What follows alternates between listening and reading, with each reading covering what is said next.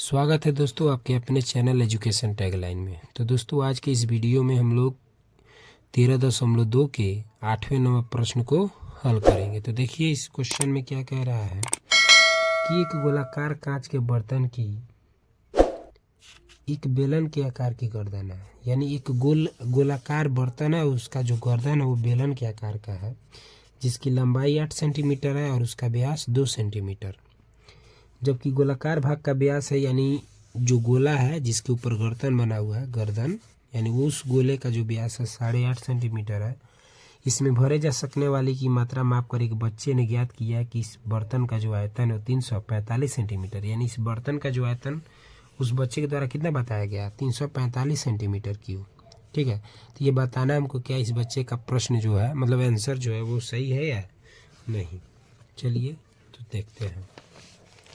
तो देखिए दोस्तों इसमें है, यानी एक गोलाकार बर्तन है, देख पा रहे हैं, ठीक है, यानी एक गोलाकार बर्तन है, ठीक है, और इसका जो गर्दन है वो बेलन के आकार का है और इसी बेलन की ऊंचाई 8 सेंटीमीटर दिया है और इसका जो व्यास है वो 2 सेंटीमीटर, यानी ये वाला, इसको व्यास बोलते हैं, ठीक है। और उसके बाद इस गोले का जो व्यास है वो दिया है 8.5 सेंटीमीटर, ठीक है। तो इसमें हमको बताना है कि एक बच्चे द्वारा बताया गया कि इस बर्तन का जो आयतन वो 345 सेंटीमीटर क्यों है। तो ये बताना है कि क्या उस बच्चे का जो प्रश्न है, मतलब आंसर है, वो सही है या नहीं। तो चलिए क्वेश्चन नंबर है 8, 13.2। देखिए दोस्तों, तो जो दिया है सबसे पहले हम लोग उसको लिखते हैं, ठीक है। चलिए तो क्या दिया है,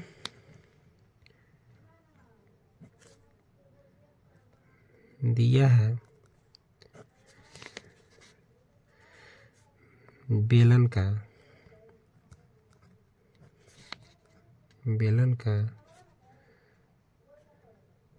की ऊंचाई पहले लिख लेते हैं।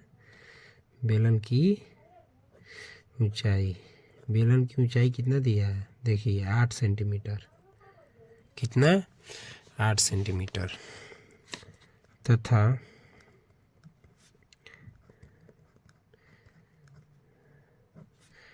बेलन का व्यास को डी से डिनोट करते हैं। कितना दिया है व्यास, देखिए 2 सेंटीमीटर दिया है। तो दोस्तों हम एक बात जानते हैं कि व्यास की मदद से हम लोग त्रिज्या को पता कर लेते हैं, ठीक है, क्योंकि देखिए इस प्रश्न में ना, यानी जब बेलन का सूत्र लगाएंगे हम लोग तो उसमें व्यास का कहीं भी प्रयोग नहीं है तो बस त्रिज्या का। तो फिर त्रिज्या कहाँ से लाएंगे, तो ये इसी से, यानी व्यास से ही हमें त्रिज्या की जानकारी होगी। तो देखिए व्यास जो होता है ना दोस्तों, व्यास वो त्रिज्या की आधी होती है ना, यानी व्यास कितना दिया है 2, फिर बट्टा में 2 लिख देंगे, इसको काटेंगे तो बचेगा 1। तो इसलिए हमारा जो त्रिज्या है वो कितना मिला, 1 सेंटीमीटर, ठीक है, 1 सेंटीमीटर, ठीक है दोस्तों। चलिए अब उसके बाद फिर क्या दिया है, इस गोले का व्यास दिया है ना, तो लिख देंगे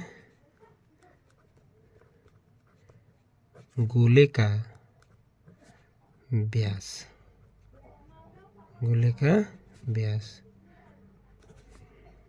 व्यास दिया 8.5 सेंटीमीटर।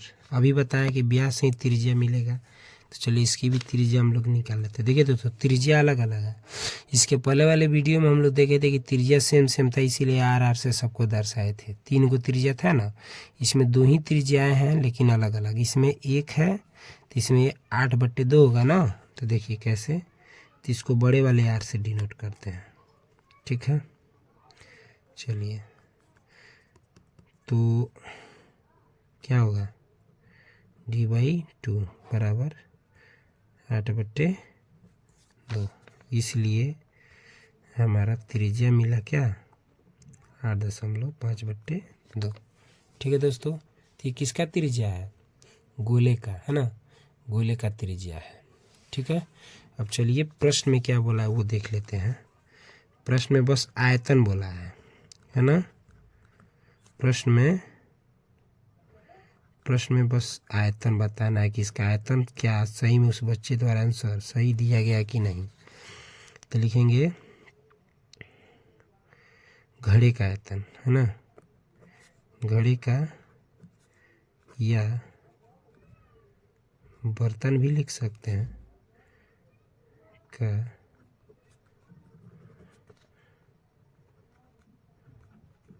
आयतन।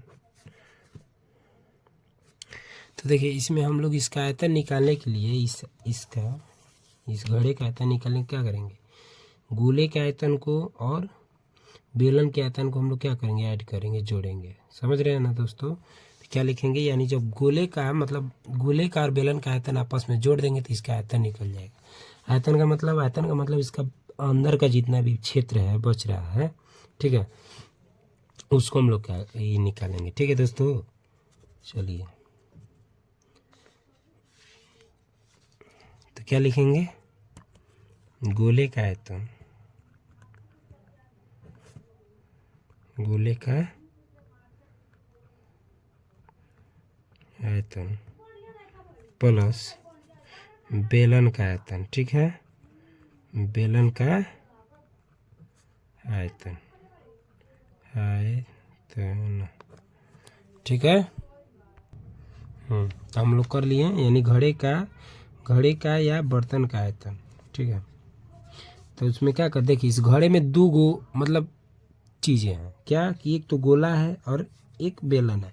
जब दोनों को आपस में जोड़ देंगे तो इसके बीच का जो क्षेत्रफल है, मतलब इसका जगह है आयतन, वो निकल जाएगा। ठीक है, तो देखिए, तो गोले का आयतन और बेलन का आयतन। तो गोले का आयतन का सूत्र देखिए क्या होता है, गोले का आयतन का सूत्र होता है 4/3 पाई आर क्यू। तो पाई आर क्यू बोल रहा था किसका, गोले का ना, गोले का बोलता, गोला का हम लोग क्या माने हैं, बड़ा आर वाला, मतलब बड़ा आर। ठीक है, तो क्यू कर देंगे। ठीक, क्योंकि देखिए दो न त्रिज्याएं हैं, इसलिए हम लोग एक को छोटा और एक को बड़ा माने हैं। ठीक है, इसमें कोई दिक्कत नहीं है। फिर प्लस कर दीजिए, और उसके बाद है बेलन का आयतन। तो बेलन का आयतन क्या होता है मालूम है ना आप लोग को, बेलन का आयतन होता है पाई आर स्क्वायर एच। ओके, ये सूत्र होता है, याद नहीं हो तो इसको ध्यान से देखकर उतार लीजिएगा। तो चलिए देखते हैं, 4/3 पाई का मान क्या बोला है दोस्तों बुक में आपके, पाई का मान बोला है 3.14 लेने के लिए। ठीक है, जो बोलता है वही करना होता है। तो हम लोग लिख लेंगे क्या, 3.14। अब यहाँ पे देखिएगा त्रिज्या बोल रहा है आर, कितना दिया बड़े वाले आर का त्रिज्या, 8.5/2 क्यू है ना, तो 3 बार लिखेंगे।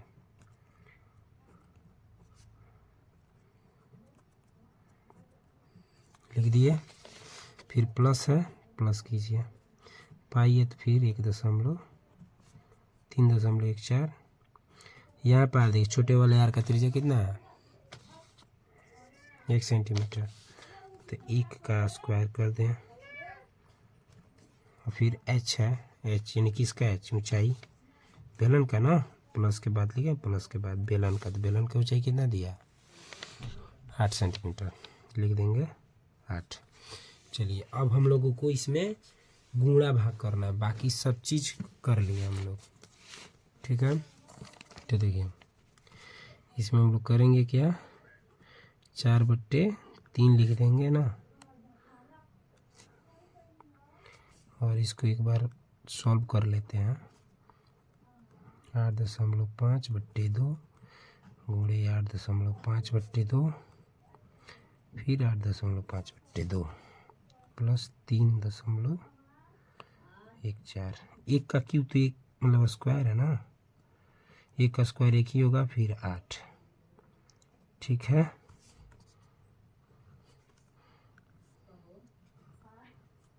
यहाँ पे गुणा भी दे सकते हैं। तो देखिएगा दोस्तों, इस 2 से 2 को 4 से काट सकते हैं ना, आराम से काट सकते हैं। ठीक है, तो हमारे पास क्या बचेगा, 3.14 गुणे 8.5 गुणे 8.5 गुणे 8.5।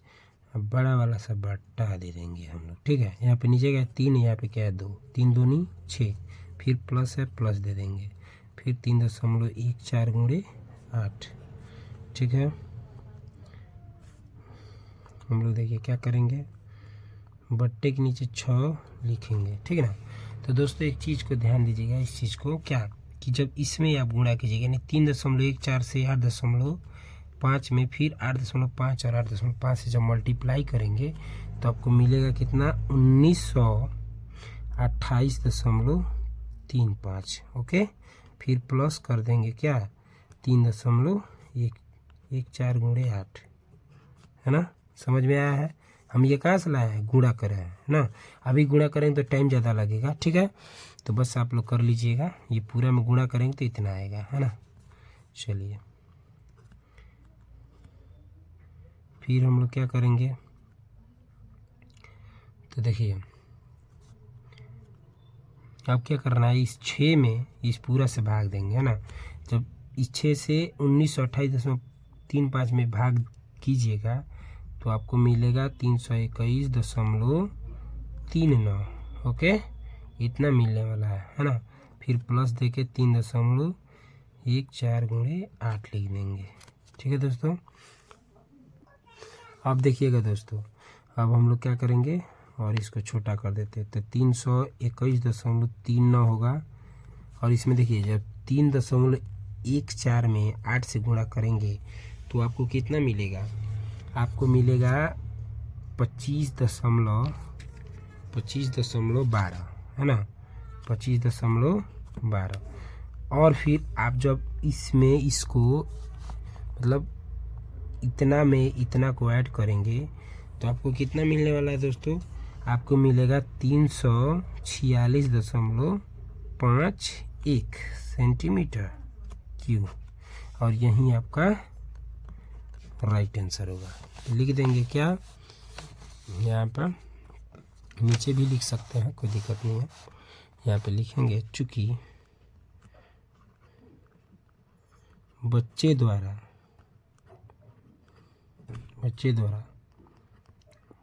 बताए गए उत्तर क्या है, गलत है, ठीक है, गलत है। इसलिए सही उत्तर 346.51 सेंटीमीटर क्यूब है। इसका मतलब बच्चा जो बताया था वो कितना बताया था कि इस घड़े का जो आयतन है 345 सेंटीमीटर क्यूब है, लेकिन हम लोग क्या पता कर लिए क्या कि जो घड़े का आयतन है ये 346.51 सेंटीमीटर क्यूब है, ठीक है दोस्तों। तो आशा करते हैं ये वीडियो आपको समझ में आई होगी। तो प्लीज़ हाथ जोड़ के विनती है आप लोगों से कि इस वीडियो को ज़्यादा से ज़्यादा प्यार दें, लाइक करें, कमेंट करें, शेयर करें, है ना।